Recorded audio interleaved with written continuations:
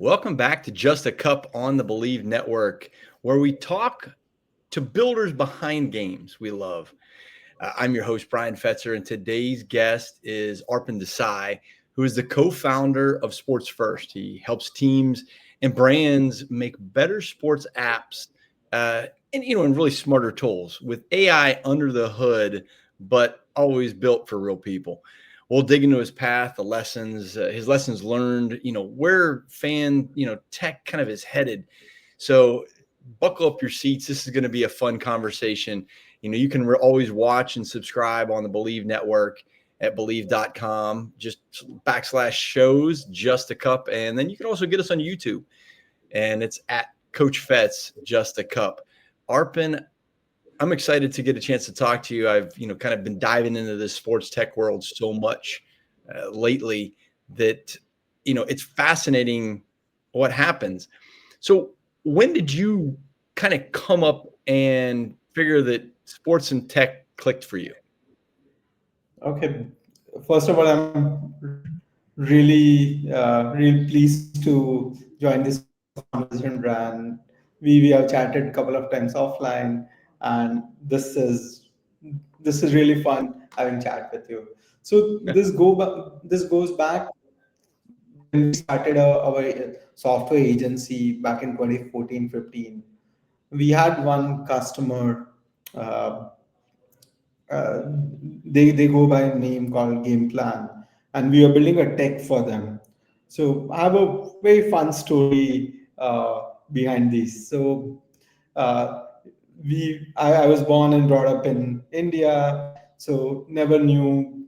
I mean, I had a very few understanding about uh, American sports, and when we signed up our first customer uh, uh, for developing their app, we had no clue why Americans call it football.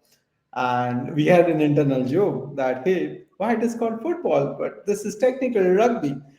And one thing led to another. So that's how we started. Pretty naive, pretty like completely clueless about what's going on in sports.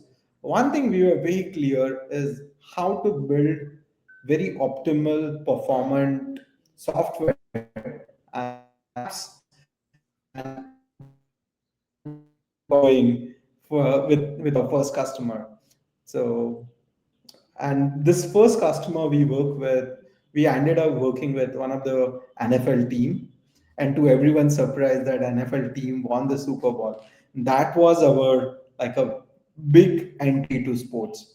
So once And this team won the that Super was the Bowl, Baltimore Ravens. The Baltimore Ravens that back in the day, they did that. Baltimore, That's a yeah, pretty good yeah, first early stage client to get, yeah, a team as big as the Baltimore Ravens. yes. And one thing led to another. So this company we were working for, Game Plan, they got featured onto Apple's press release, New York Times press release, and all good stuff. But this is our origin story. That's awesome. When people mentored you or challenged you, in what ways kind of challenged you how to kind of build a product? Your mentors. So I think it was kind of a, you learn by making mistakes. That's how we that was the easy approach. So every time we were working on a new feature or a new module, so we questioned, hey, what's out there and how that can be, how that can be done better. The unfair advantage to us was we we never knew what's a benchmark, we never knew what's a set practice. So that allowed us to think out of box, and that allowed us to make pretty common mistakes which someone who had a lot of experience in sports may not have made. But that also allowed our clients to experience something they all oftentimes call it something which they have not thought of at a first go. That was how we learned. For someone who isn't technical or isn't very tech savvy, how would you explain what Sports First does in a short period of time? Yeah. So I mean, we are a we are a sports software development team who understand anything and everything about sports technology better than better than a normal software developer. So chances of you getting failed on your tech product is much lesser with us. So we are a slightly better alternative than a average Joe. So that we explain uh, in a more in in a in a more simplistic manner. So Sports First is a one-stop shop for building any sports software which helps players, coaches, and broadcasters to simplify their life. Mm. So the platform that you helped build for Game Plan and the Baltimore Ravens, that was more for fan engagement. So it's a little bit different, right? Am I correct? The initial platform we built was for performance improvement, so athlete performance improvement and coaching. Eventually, we ended up building more platforms for them, and that included fan engagement, ticketing, even stadium experiences. Yeah, I remember seeing the fan engagement, the ticket experience, because that can always be a challenge when you're entering professional games, at least in the U.S., which I can only imagine it's really everywhere in the world too. So, Yeah, true that. so when you start looking at the breakthrough, obviously, I think would say was when you got that first gig. What are some other clients or systems that have recently been built by the company? Yeah. So most recently, we built out a system which is AI powered system for helping facility managers in sports improve the efficiency of the facilities and maintenance of the systems.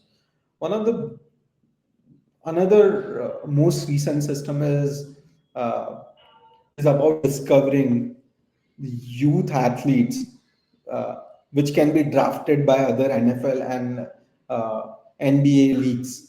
So these are some of the softwares, but the list is so long. So on average, now we work with six or seven, six or seven new customers every quarter. So the list is pretty long. It Yeah. keeps growing. Hey, we're going to take a quick break, and then we're going to come back, and we're going to dive into AI, because that's such a massive topic right now, in really in every aspect of sports and business, and really in society. So we're going to come back right after a quick break and talk to Arpan a little bit more about sports first, and how they're kind of developing situations with AI. This episode of Just a Cup is powered by Iron Faith Nutrition. If you want to less guesswork in your daily stack and a simple start with curcumazine for recovery and healthy inflammation support, plus vitamin plus herbs, a clean liquid multivitamin for everyday foundational work. Two honest staples that play well with busy schedules. Check them out on ironfaithnutrition.com. And don't forget, subscribe on Bleav and on YouTube, just so you never miss a cup.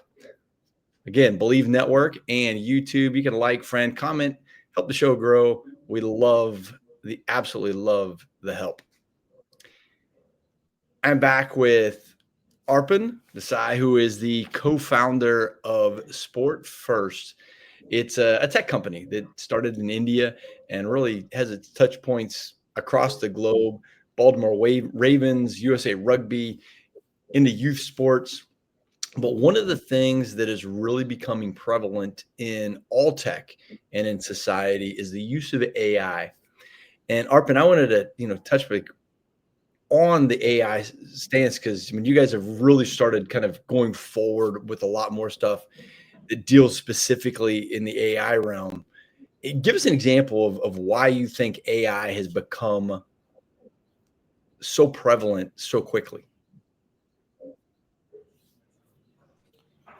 So, Brian, so AI in a way is a buzzword, but it is as good as real. So everyone started thinking that, hey, is this going to be another dot-com bubble, or it is going to be NFTs? But AI is gonna stay here forever.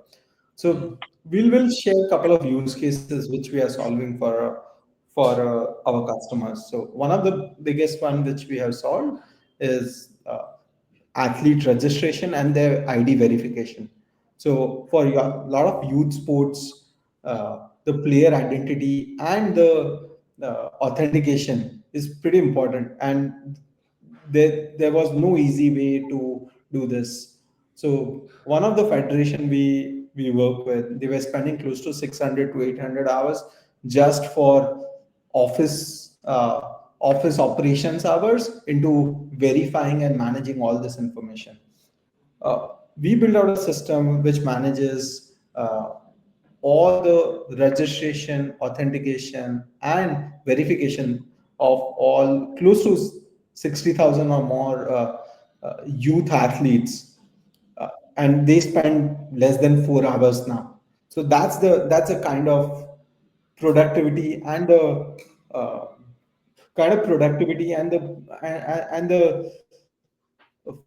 financial gains they are receiving with AI. I also want to touch upon what all different things which we are doing with sports and AI. So, few months back, we started a first of its kind of a collaborative lab, uh, where we develop new use cases in sports with the help of AI. So, Brian, we still consider ourselves as an outsider in sports. So oftentimes oftentimes we are so hungry to learn that, hey, how can we create an impact on probably a groundsman's life or ticketing coordinator's life or someone which are not most celebrated people in sports industry, but their work is often overlooked. Like how many of you are thinking of ticketing coordinator when you go for your next game? But Right.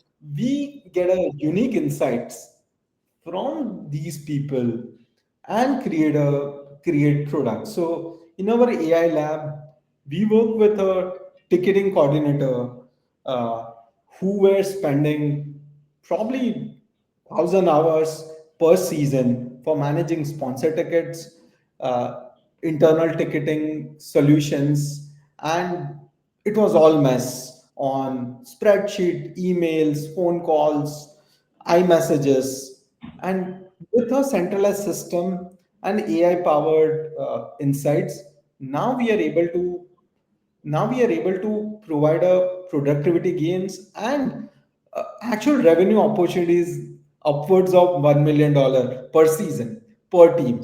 So Wow. that's the kind of AI use cases we are looking at. We are very bullish in terms of how AI gets adopted by pro teams, federations, and even coaches. So when a pro team or a federation they reach out to you, what would be three questions that you would ask them to make sure you build something correctly? Yeah. So we often ask for our first question is, why you want to build a system and what are the prevalent challenges you guys are facing. That's the question number one. Question number two is whose life we will be impacting by building the system. So that is very, very important question. And third thing is what is a 3-year plan of building the system. So oftentimes when we look at it with a longer time horizon, we are able to see things that hey, you know what, the gains we will receive is not a short term gains but a long term gains, and the impact on either a team or either a sport or even on a human performance. So these are the three questions we start with, and all our products are all our products before we actually start developing any tech, we do very in-depth workshop. Our workshops are designed 2 to 3 hours, where all stakeholders are present. We use a lot of visual workflow building before we decide what needs to be built, what needs to be solved.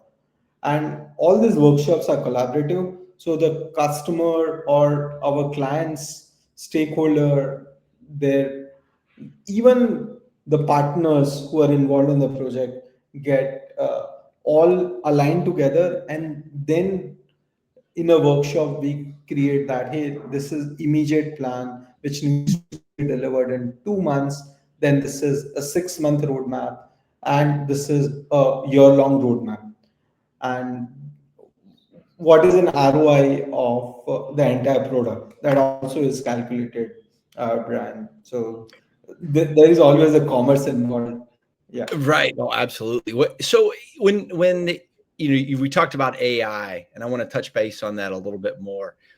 What is something that you've kind of seen kind of coming forward that AI is starting to solve from a training performance platform? Is there something new that's getting ready to kind of take place, or there's something that's new that you've been working on that specifically deals with AI and how it is really kind of So starting to change things? yeah, so I think two or three things. Uh, Specifically, I'll touch upon 2 points. One is overall human performance aspects. So we had tools for biomechanics, we had tools for skeletal analysis, Mm. but those tools were difficult to operate, and the the reason was it was very limited to pro athletes. With the help of AI, generative AI, and even computer vision, which is becoming more mainstream by a lot of big players, is now that same technology, which was limited to probably 100 players of top league teams, is now available to hundreds of thousands of youth athletes. And the great part is they are able to utilize when they are 8 years old, or they're able to utilize the technology when they're 8 years old or 10 years old. So the kind of impact that technology is providing is very massive. So we often call it democratization of intelligence is done through AI, and that's the biggest part of this AI revolution.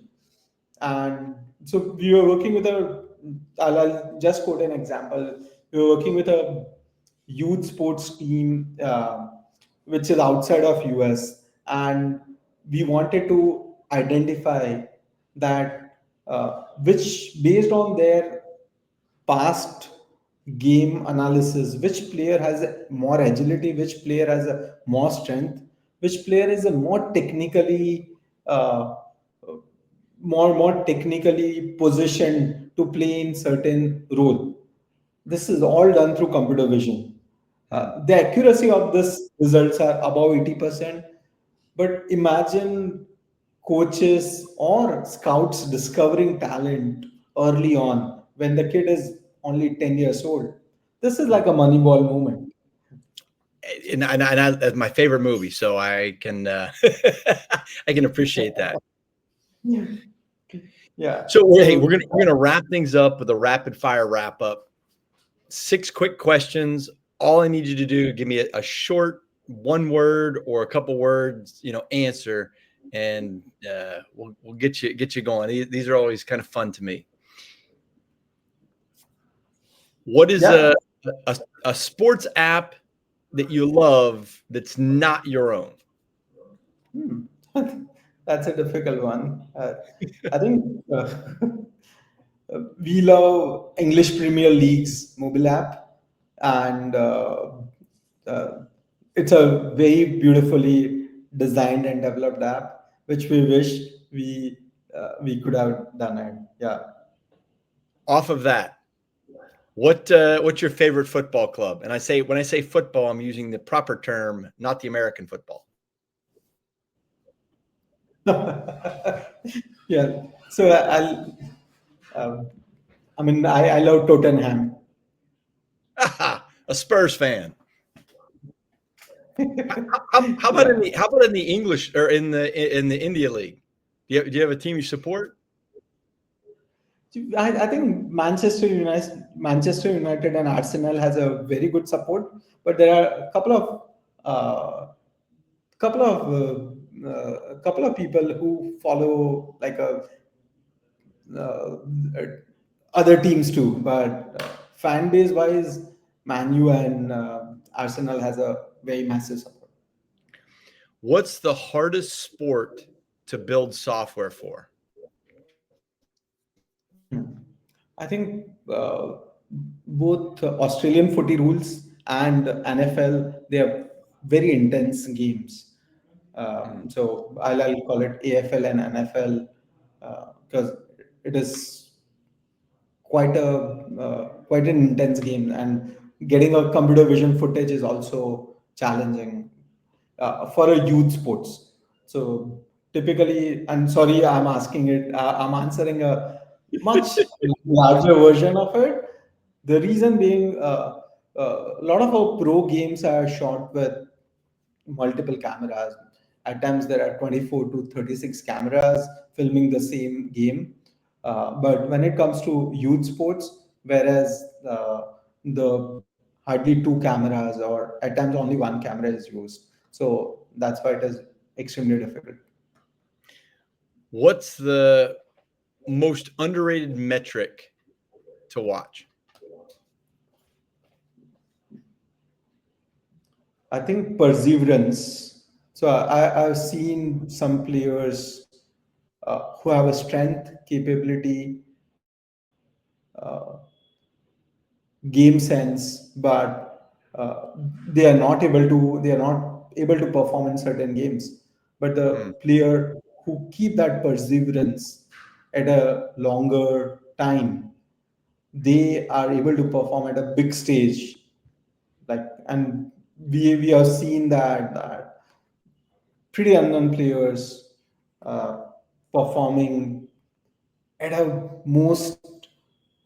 uh, most unexpected but most needed time for that team. So I always enjoyed that.